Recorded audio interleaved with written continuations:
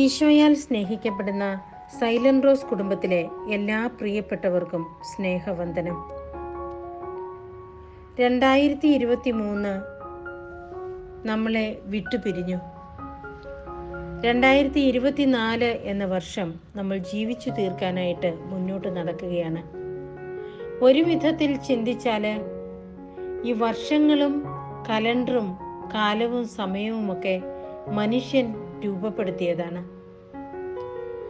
ദൈവത്തിന് ഒരു ദിവസം 1000 വർഷം പോലെയും 1000 ദിവസം ഒരു ദിവസം പോലെയുമാണ് എന്ന് സങ്കീർത്തകൻ പറയുന്നുണ്ട്.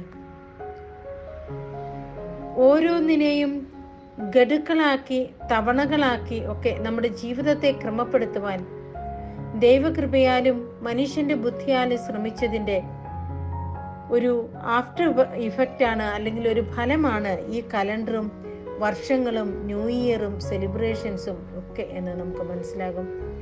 എന്തായാലും കഴിഞ്ഞ 365 ദിവസങ്ങളെ കുറിച്ച് ചിന്തിക്കുമ്പോൾ ദൈവം നമ്മുടെ ജീവിതത്തിലേക്ക് ചൊരിഞ്ഞിരിക്കുന്ന മനോഹരമായ ദാനങ്ങൾ ഒരുപാടുണ്ട്. ചില കുടുംബങ്ങളിൽ പുതിയ ജന്മങ്ങൾ നമ്മുടെ സന്തോഷവും സമാധാനവും ആയി കടന്നു വന്നിട്ടുണ്ടാകാം. മറ്റു ചില കുടുംബങ്ങളിൽ വിവാഹവും ആഘോഷങ്ങളുമൊക്കെ ഉണ്ടായിട്ടുണ്ടായിരിക്കാം. ഇനിയും ചില കുടുംബങ്ങളിൽ അംഗങ്ങൾ കുറഞ്ഞു പോയിട്ടുണ്ടായിരിക്കാം, മരണം അതിലെ കടന്നു പോയിട്ടുണ്ടാവാം. ഇങ്ങനെ പലതരത്തില് സുഖദുഃഖ സമ്മിശ്രമായ നമ്മുടെ ജീവിതത്തില് ഈ പുതുവത്സര ആഘോഷങ്ങൾ ഓരോന്നും നമ്മുടെ ജീവിതത്തെക്കുറിച്ചുള്ള ഒരു ഓർമ്മപ്പെടുത്തലാണ്. ഇനിയും എത്ര നാൾ ഈ ഭൂമിയിലെ മനോഹരമായ കാഴ്ചകൾ കണ്ട് സങ്കടങ്ങളും സന്തോഷങ്ങളും അനുഭവിച്ച് എത്ര നാൾ ഉണ്ടാകും എന്ന് നമുക്കറിയില്ല.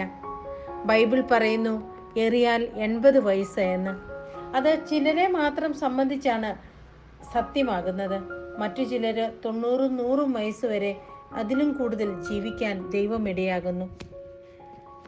തമ്പുരാന്റെ സന്നിധിയിൽ എൻ്റെ ജീവിതത്തെക്കുറിച്ച് ചിന്തിക്കുമ്പോൾ മരണത്തോട് ഒരല്പം കൂടി അടുത്ത് നിന്ന് മരണമേ എൻ്റെ സഹോദരി വരിക എന്ന് വിശുദ്ധ ഫ്രാൻസിസിനോട് ചേർന്ന് പറയാൻ ഒരുങ്ങിയിരിക്കാൻ ദൈവം ഒരവസരം കൂടി നൽകിയിരിക്കുന്നു.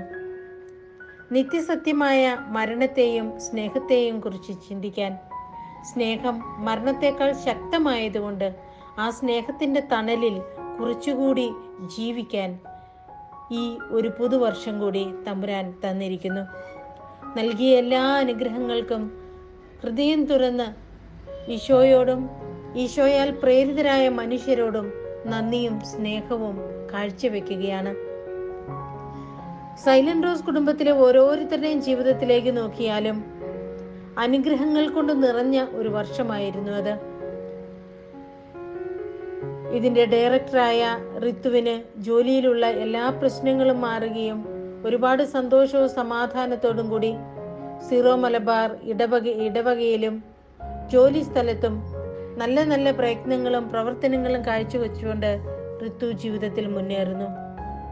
ജോംസിയുടെ പുതിയ വീടും പുതിയ കുഞ്ഞുവാവയും ഒക്കെ കുടുംബത്തിന് സന്തോഷവും സമാധാനവും പ്രദാനം ചെയ്യുന്നു. സിസ്റ്റർ സിൽവിയും സിസ്റ്റർ സൂസനും ഒക്കെ തന്നെ അനുഗ്രഹങ്ങളുടെ ഏണിപ്പടികൾ ഒന്നൊന്നായി കയറിക്കൊണ്ടിരിക്കുന്നു. ഇങ്ങനെ ജീവിതം ശാന്തമായി ഒഴുകി പോകുമ്പോൾ ന്യൂ ഇയർ എന്ന് പറയുന്നത് വലിയ തീരുമാനമാറ്റങ്ങളോ വലിയ മാറ്റങ്ങളോ ഒന്നും കൊണ്ടുവരുന്നില്ല. അതുപോലെ തന്നെ ജന്മദിനത്തേക്കാൾ മരണദിനമാണ് അഭികാമ്യമെന്ന് വിശുദ്ധ ഗ്രന്ഥം സാക്ഷ്യപ്പെടുത്തുന്നുണ്ട്.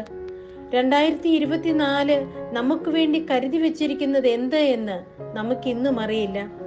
അത് ഓരോ ദിവസവുമായി ജീവിച്ചു തീർക്കാൻ, ഒരല്പാൽപമായി ദൈവത്തിങ്കിലേക്ക് കൂടുതൽ അടുക്കാൻ, മനസ്സിന്റെ സമാധാനം കുറച്ചുകൂടി ഒന്ന് മേലെയാക്കാൻ നമുക്ക് ഈ വർഷം പരിശ്രമിക്കാം.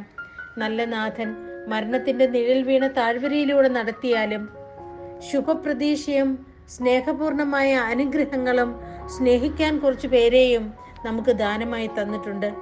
ആ സ്നേഹത്തിന്റെ നീരുറവയിൽ അല്പാൽപമായി നുണഞ്ഞിറക്കിക്കൊണ്ട് ആ നീരുറവയിൽ നിന്ന് ദാഹജലം ഏറ്റുവാങ്ങിക്കൊണ്ട് ഈശോയുടെ സന്നിധിയിൽ നമുക്ക് ജീവിക്കാൻ പരിശ്രമിക്കാം. നല്ല ദൈവം എല്ലാവരെയും അനുഗ്രഹിക്കട്ടെ. ആമേൻ.